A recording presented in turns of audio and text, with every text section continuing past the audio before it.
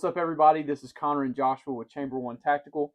Today we've got the review on the Smith & Wesson Shield Plus Performance Center, which is a little bit of a mouthful, but we were kind of really surprised with this gun.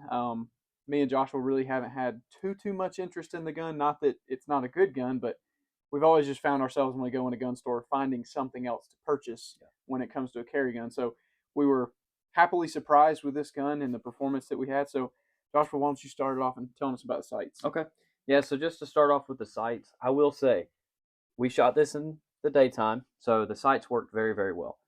We have a fiber optic, both front and rear, green in the front, red in the rear. I will say with this being a carry gun, this is intended for carry. I would have liked to have seen some night sights. Yeah. So it shot really well in the daytime, but come nighttime, you got to have a flashlight or something to be able to see your target. You want to be able to see what you're shooting at. And a lot of times when people are being robbed and things like that, it's at night. So, just keep that in the back of your mind. That's something that I would want to swap out, is putting in some night sights. Also, with that being said, it is not cut for an optic. Yeah. So that's another thing that, contributes to wanting to have to put night sights on there, is you don't have that option to put a red dot. Yeah. Yeah, I mean, I 100% agree. I think the sights in shooting were awesome. Yeah. They're great sights. They're very easy to pick up. You've got a lot of holes cut in the actual sight where the fiber goes, so it gives you a ton of light that can come into those fibers and really light those things up. So very easy to pick them up. We actually, we were shooting a couple different guns, and one of them just had a white dot in the front. So moving back and forth between those, this is just such an easy gun and sight picture to pick up.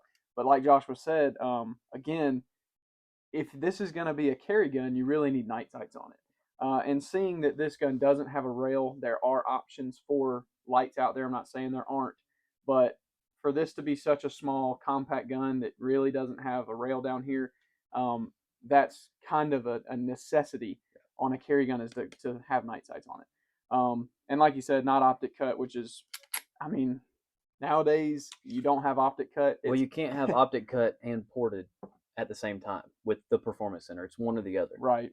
Yeah, unfortunately. Not that they can't do it.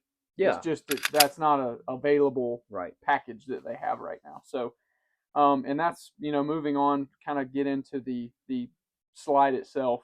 I was a little disappointed. And I know they've got a lot going on with the ports, and they've got some milling out that they did on the slide, but there's not really any front cocking serrations. They can call these little tabs or cutouts at the bottom cocking serrations, but I didn't find it very easy to get a hold of the front of the gun and rack it. A lot of times your hand's just going to slide back because there's not really anything to grab on your hands. Now, the rear cocking serrations are those Smith & Wesson fish scales, or whatever you want to call them. They work fine. They work great.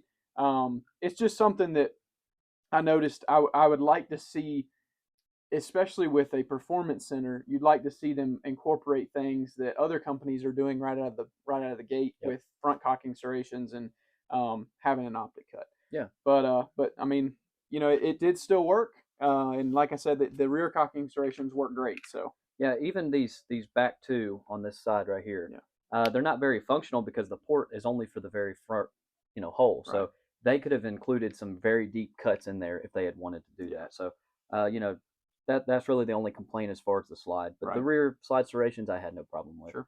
And then, of course, I know you guys have heard us mention, but it is a ported slide. So that top hole right there, it goes all the way through the barrel. There's a hole, and it really does help reduce that recoil. So whenever you have a compensated gun or a ported gun, you notice you don't have as much muzzle flip. And I was surprised that with the amount of recoil reduction that it actually provided. Yeah. Just looking at those tiny little holes, I didn't expect that. But when you compare this to, say, like a SIG 365, this is a lot more comfortable to shoot, to where you could actually shoot it for a longer period of time and your hand's not going to get wore out. Right. So I was actually pretty surprised. Yeah, I think they did a really good job. We've shot other guns that have been comped, and and shooting this against getting to a more compact, not a subcompact gun. This gun had a noticeably amount of less muzzle flip. Yep. Felt recoil and muzzle flip are really two different things. But you just notice that you're able to shoot this gun pretty quick. And there's a few things that go into that. I think grip is one of them, especially with these traction grips that we have on here right now. Shout out to our buddy that owns Traction Grips. He does a really good job, and they're really affordable. I think his grips really don't go over around 15 to 20 bucks. So does a really good job. And if you're looking for grips for a carry gun to just get that extra little bit, the ones that we have on right now are kind of a granulated rubber. Yep. And it's great because you've got the grip kind of like the sandpaper, but it's not the texture of a sandpaper, so you're not going to rub yourself raw, because it does happen if you're carrying a gun with that really aggressive texture on it. It can rub you raw. It can actually pick your clothing. So this does a really good job. So we'll link him down in the description to his website if you guys want to check those out. But moving back onto the gun, the frame itself, the texturing underneath these grips, obviously, I think they did a really good job on.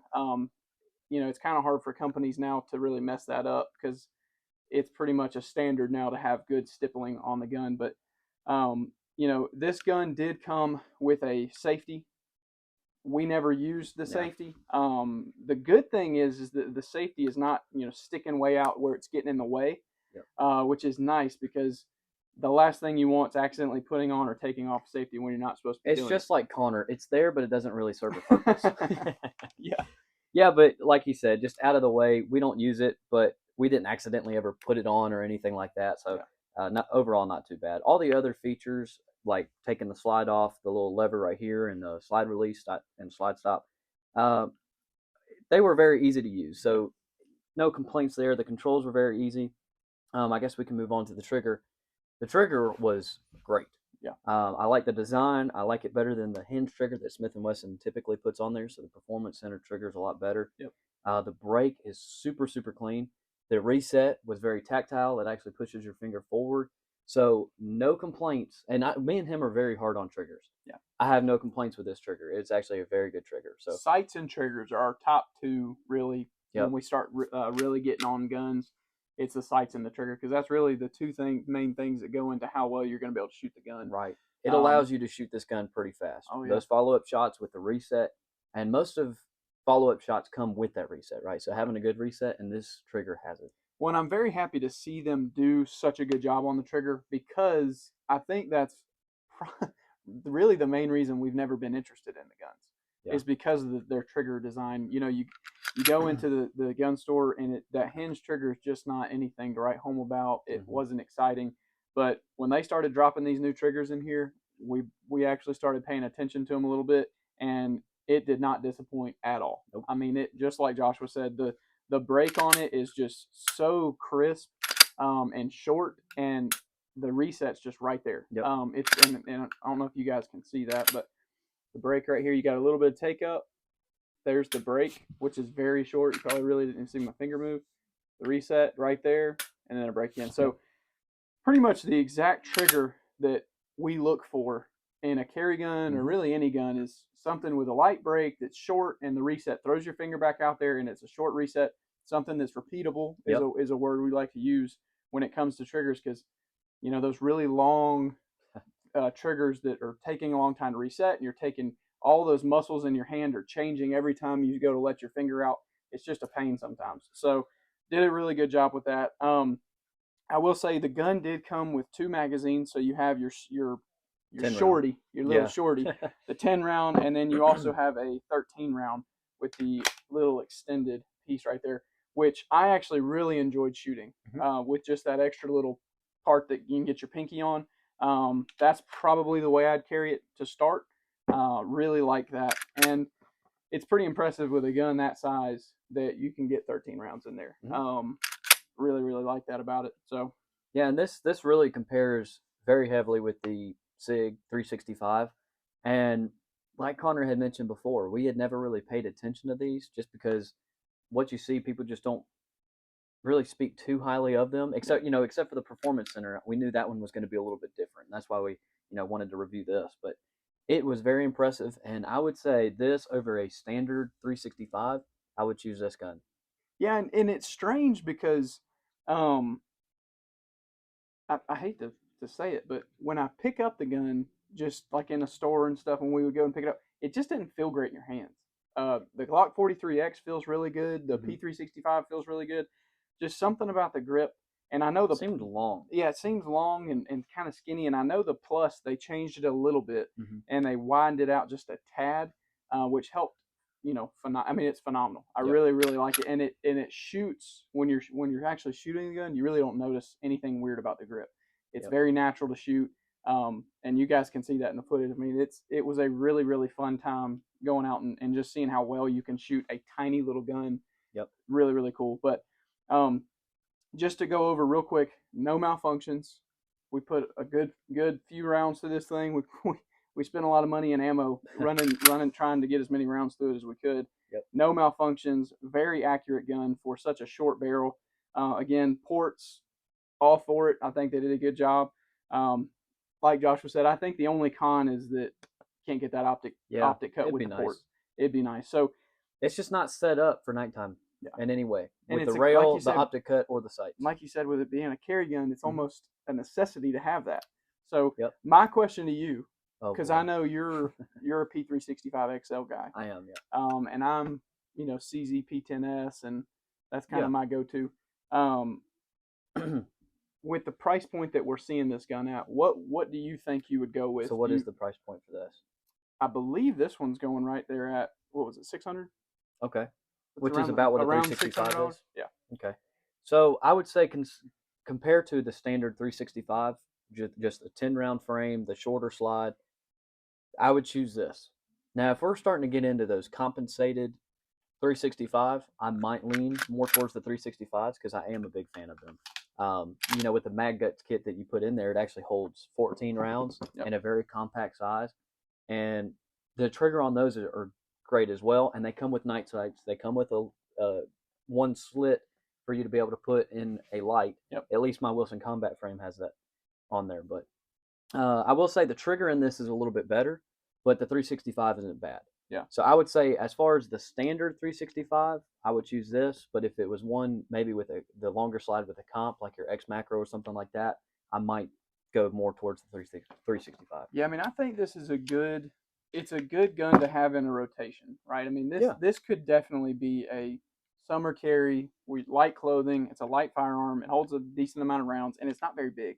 Mm-hmm. It's more like a P365, like you said, Yep. than some other guns that we've even subcompact, because that CZ P10S is it's a little chunkier. Yeah. But I think this is a great handgun. I would definitely recommend it, especially with the recoil. We actually had a gun out the other day, and our aunt doesn't shoot very much. But what gun was that? Was it That was the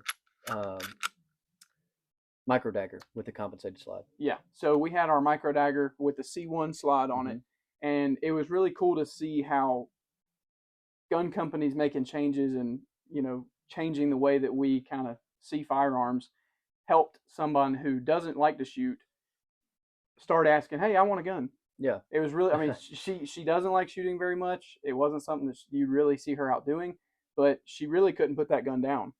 Was running through ammo, shot it well, and now she wants one of her own. So stuff like that, it's helpful for us, but it's also neat to see that it's actually helping gain a little bit more of the people that you wouldn't normally see shooting guns or having interest in firearms, which is awesome. So, Yep. but that's the review we've got on the Smith & Wesson Shield Plus Performance Center. If you guys have any questions, leave us a comment down in the comment section. Go check out our buddy at Traction Grips, and like, share, and subscribe, and we'll catch you next time.